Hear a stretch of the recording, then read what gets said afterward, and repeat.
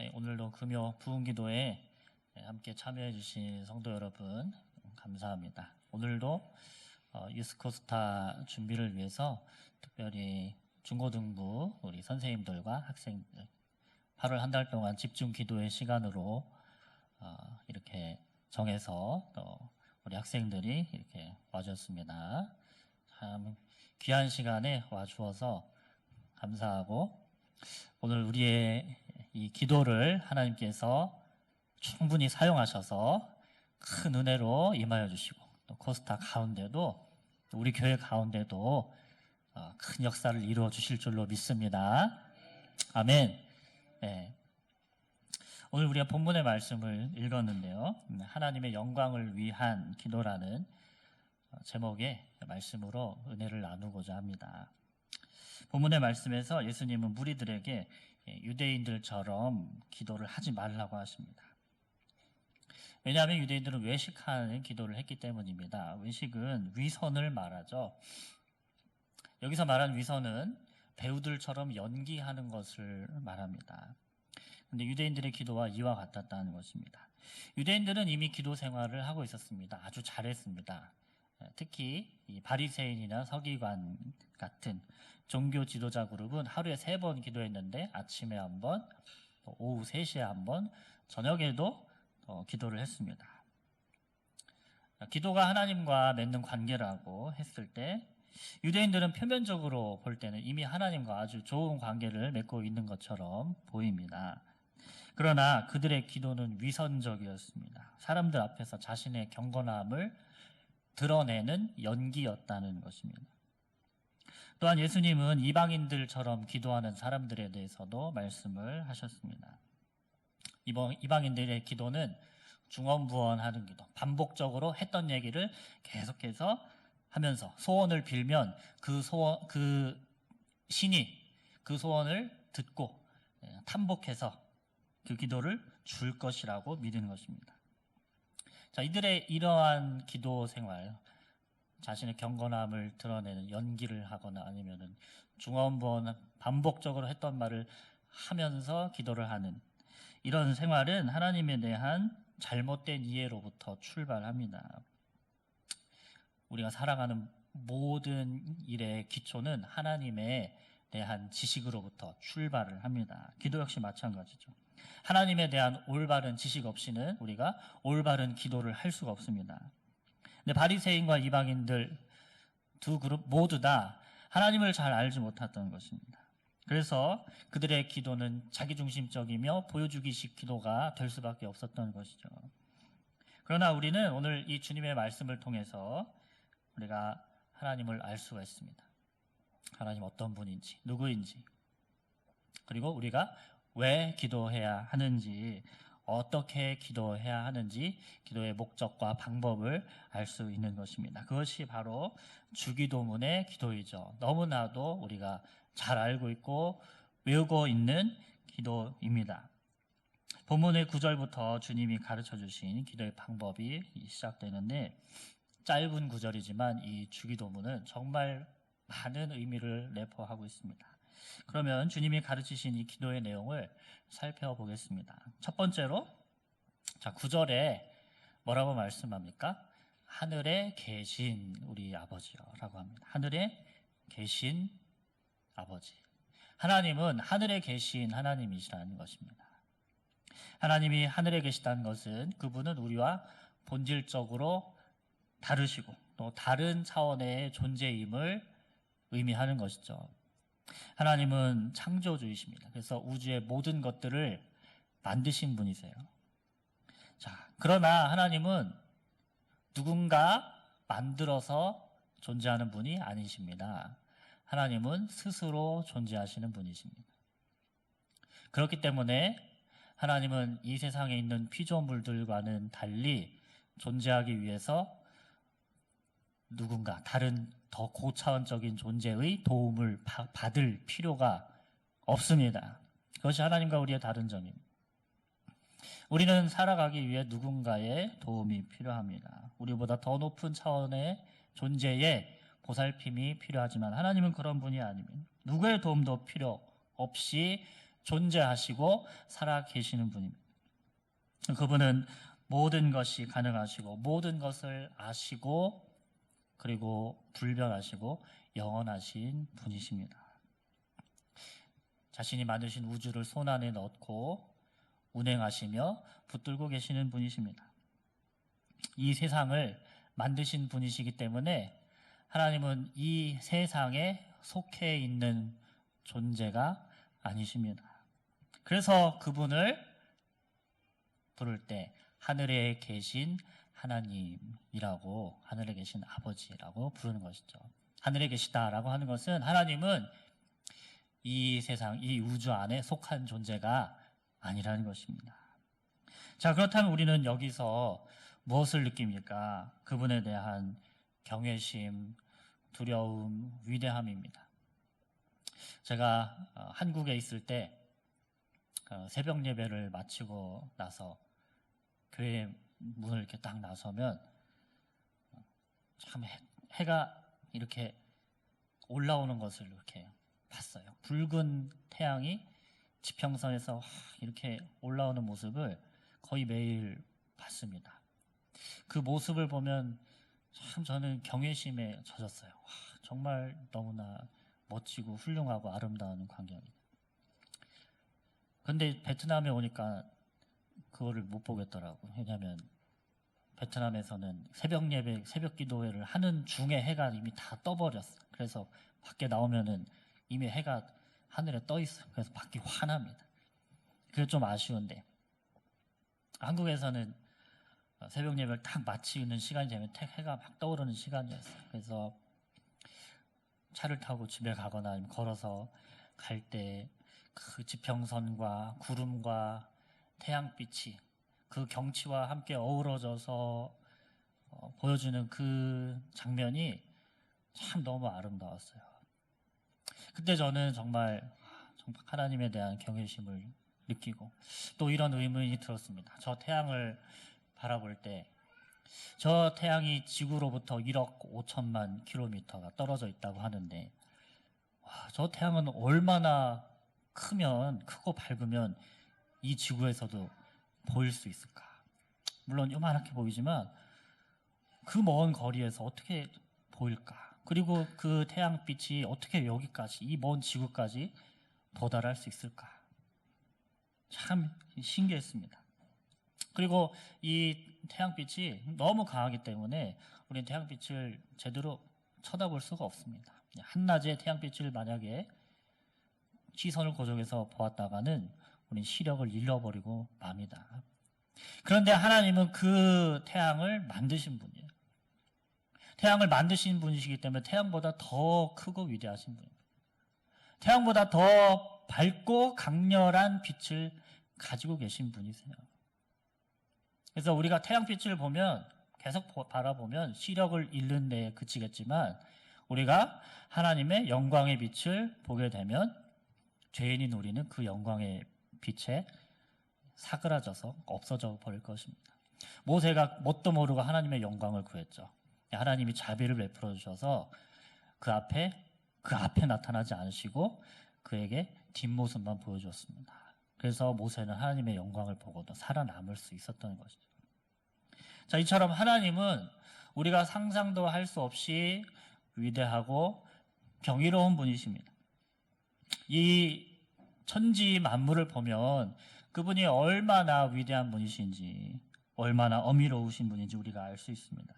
그런데 그런 그분을 향하여서 우리가 드리는 첫 마디 기도의 말이 하늘에 계신 우리 아버지여 라는 것입니다.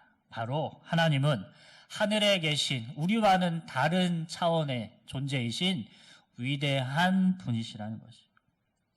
우리가 항상 말을 걸고 이렇게 마주하는 분이지만 사실 하나님은 우리같이 미천한 존재가 말을 걸 수조차 없는 어려운 분이에요.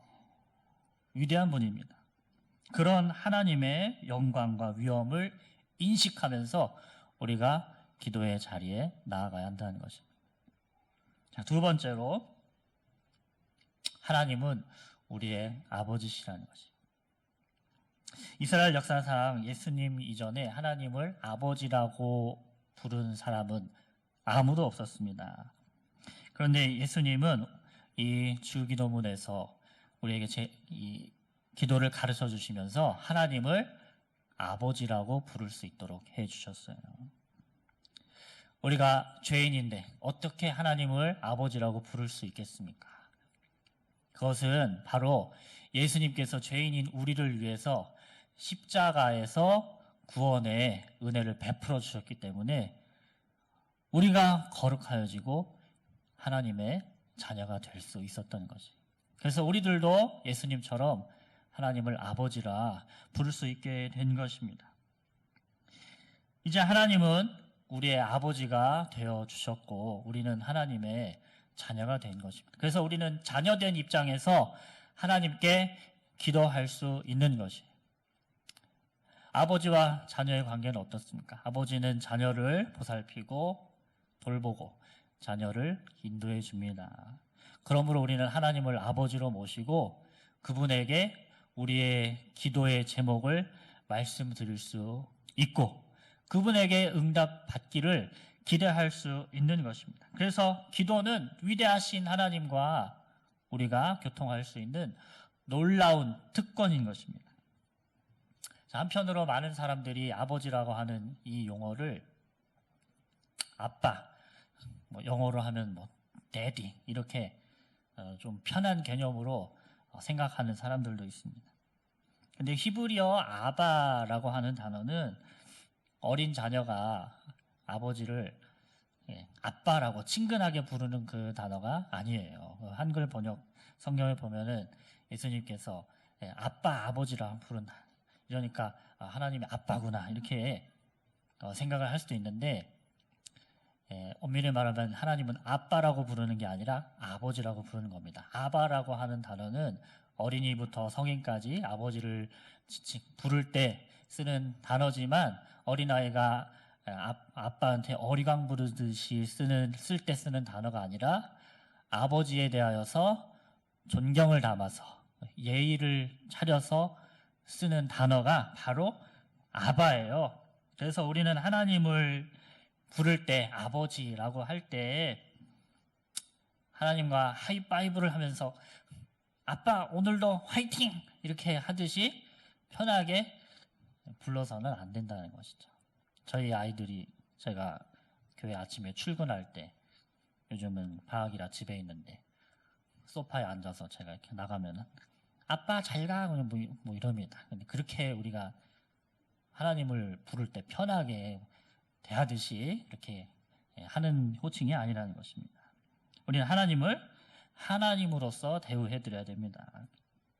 하나님은 우리 죄를 위해서 자기의 아들을 희생시켜 주셨고 자격 없는 우리를 하나님의 자녀로 삼아 주셨습니다. 그 사실 한 가지만으로도 우리는 하나님께 우리가 드릴 수 있는 최선의 존경과 경외심을 드려야 하는 것이죠. 종종 하나님을 너무 편한 자세로 이렇게 대우하고 친구처럼 대하려고 하는 그런 태도를 보게 됩니다.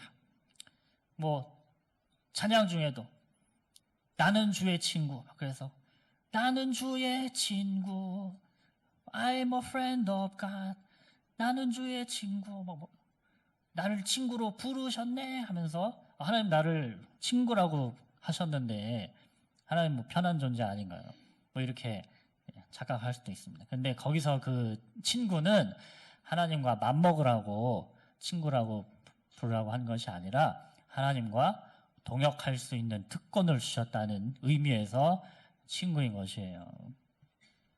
그래서 우리가 너무 편한 자세로 예배하고 편하게 기도하려고 하고 그런 것은 그분 앞에서 뭐든지 그냥 아무렇게 해도 용서받을 수 있다는 그런 태도로 하나님을 좀 망령되이 일컫는 것입니다. 십계명에서는 그것을 지적하죠. 그러나 우리는 그분께 마땅히 드릴 존경과 경의와 예의와 존중의 태도를 갖춰야 하는 것입니다.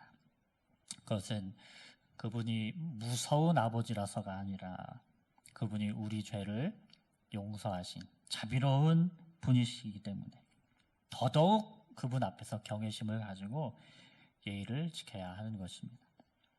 자, 세 번째로 아버지의 이름이 거룩히 여김을 받도록 기도하라고 합니다. 아버지의 이름이 거룩히 여김을 받으시옵소서. 자, 첫 번째, 두 번째 대지는 하나님에 대한 인식이었습니다. 자, 세 번째에서 드디어 우리가 드려야 할 첫 번째 간구가 나오는 것입니다. 하나님의 이름이 거룩히 여김을 받는 것, 온 세계 위에 하나님이 영광을 받는 것이 우리의 첫 번째 기도의 제목이라는 것입니다.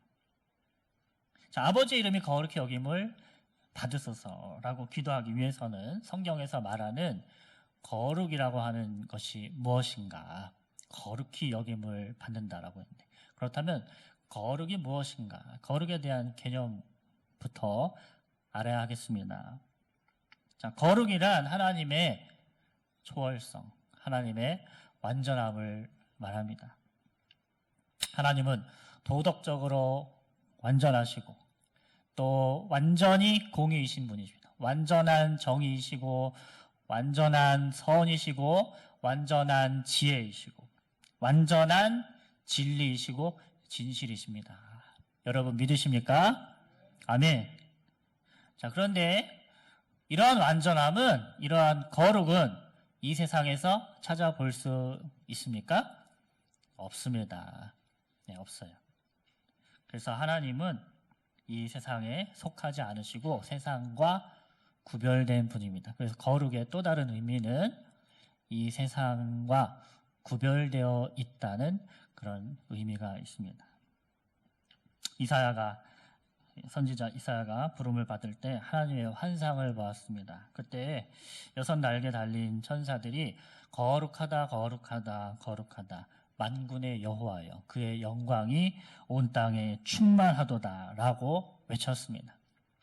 요한계시록에서도 6날개를 가진 생물들이 쉬지 않고 이렇게 외칩니다. 거룩하다 거룩하다 거룩하다 주 하나님 곧 전능하신 이시여.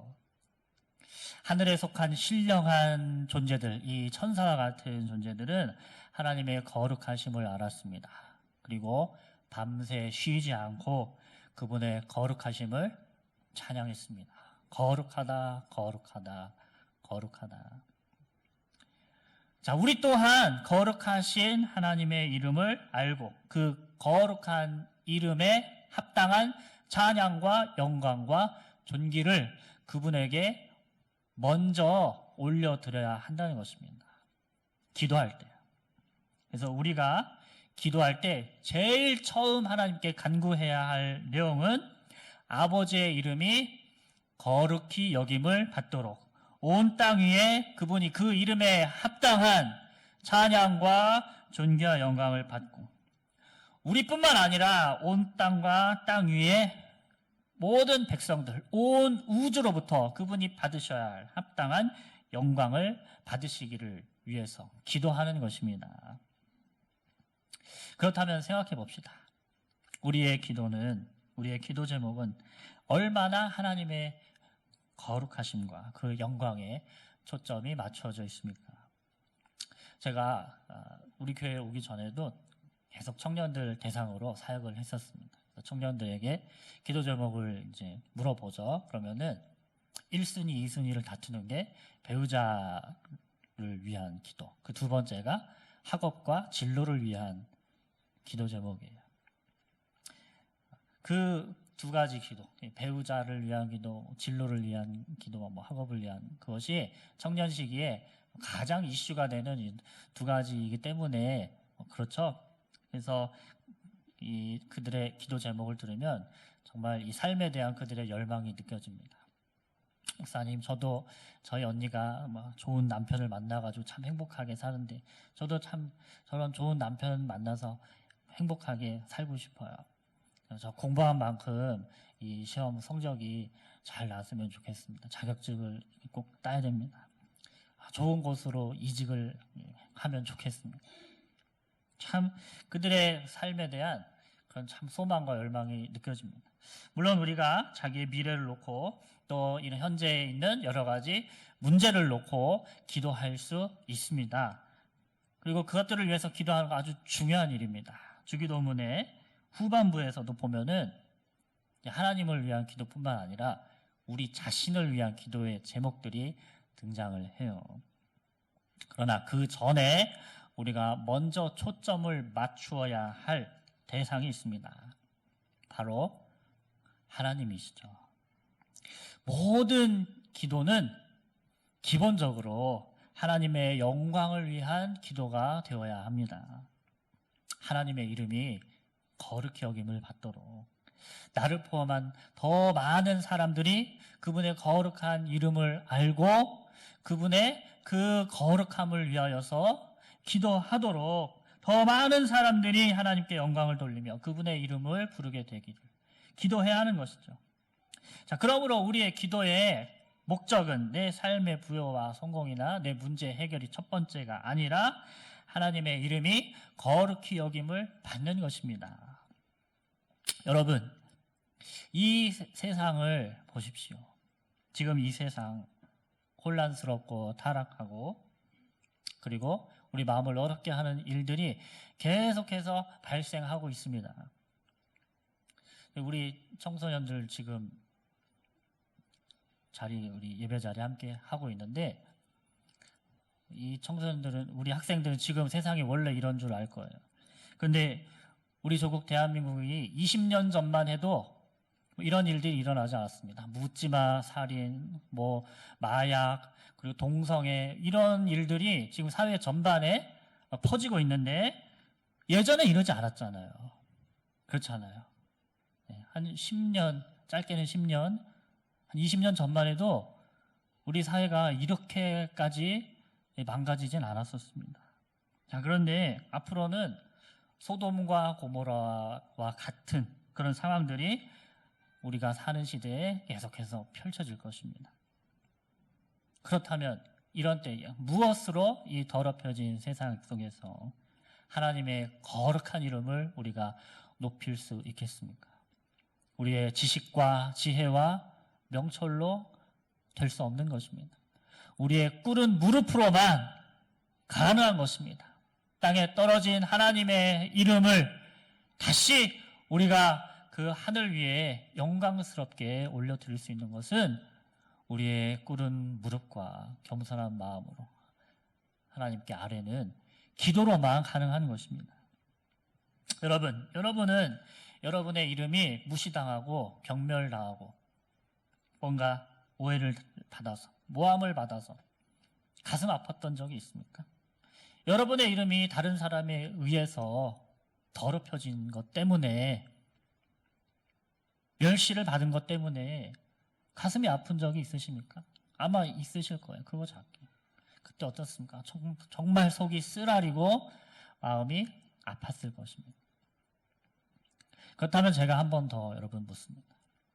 여러분, 하나님의 이름이 땅에 떨어진 것 같은 이런 세상의 상황 속에서 그 하나님의 영광이 더럽혀진 일 때문에 여러분 마음이 아프고 속이 쓰라리고 고통스러우셨던 적이 있으십니까?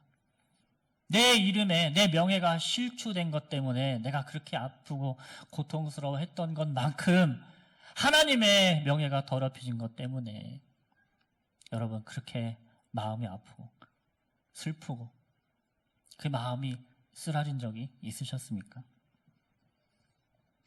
아무리 외쳐도 변화되지 않는 사람들, 복음을 우습게 생각하는 사람들, 교회를 비웃고 멸시하는 사람들, 점점 타락해져 가고 그리고 그 타락함 속으로 우리를 끌어들이는 이 세상 속에서 우리가 계속해서 하나님의 사람으로 살아가고 그리고 복음을 전하는 사역을 하기 위해서는 그 어리석은 세상에 대한 사랑으로만은 부족한 것입니다.